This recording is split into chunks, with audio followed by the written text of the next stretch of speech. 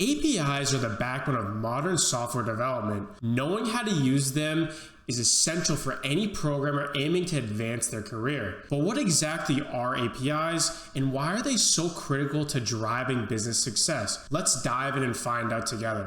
An API is short for Application Programming Interface. So what does this exactly mean? Every application you interact with on a day-to-day basis uses some sort of API to communicate. For example, when you logged into YouTube to watch this video, you put in your username and password and click submit. This form gets processed and sent to Google's architecture that interacts with this information you sent and ultimately authorizes you to log into your account.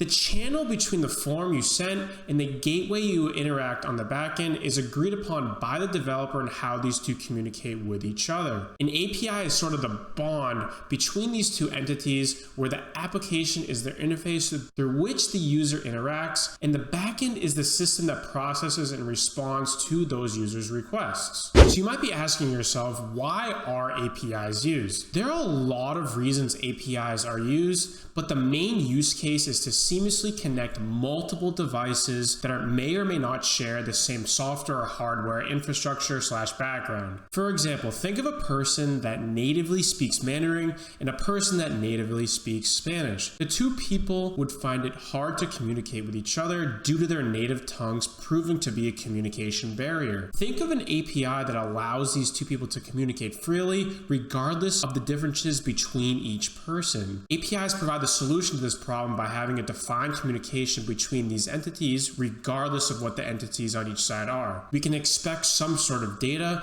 and a request that is common between the two so we can freely connect and communicate. So you might be asking yourself, how does an API actually work? Well, let us use the example of logging into YouTube as I did earlier. You have your client, which is your Google Chrome browser or any other sort of browser that is being run on your machine, and then you have the web API that you're interacting with on the back end that receives the data you inserted on the form. Once you are done putting in your credentials and you hit enter, the client will send a GET or POST request, which the web API takes in and responds with a status code along with other information, usually.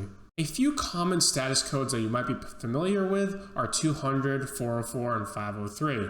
If the request was successful, then you will receive a 200 status code the client interprets and allows you to access your YouTube / Google account. If this was not successful, then you will receive an error, more notably a 404 status code that the client interacts and interprets by saying unable to log in.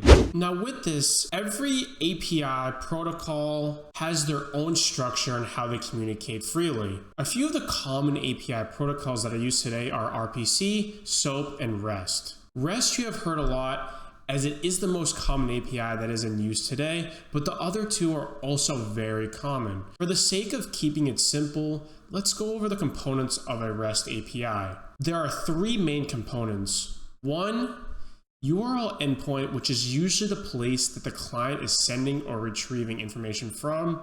Two, the HTTP method that we are going to be using for this request. And the most common ones are usually GET, POST, PUT, and DELETE. And lastly, three, the body or the information you are sending / retrieving to that endpoint.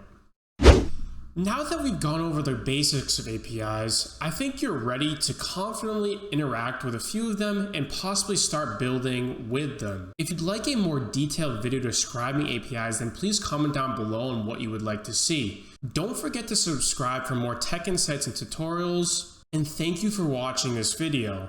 Have a good rest of your day, and I hope to see you around more. Thank you very much, and talk to you later. Bye.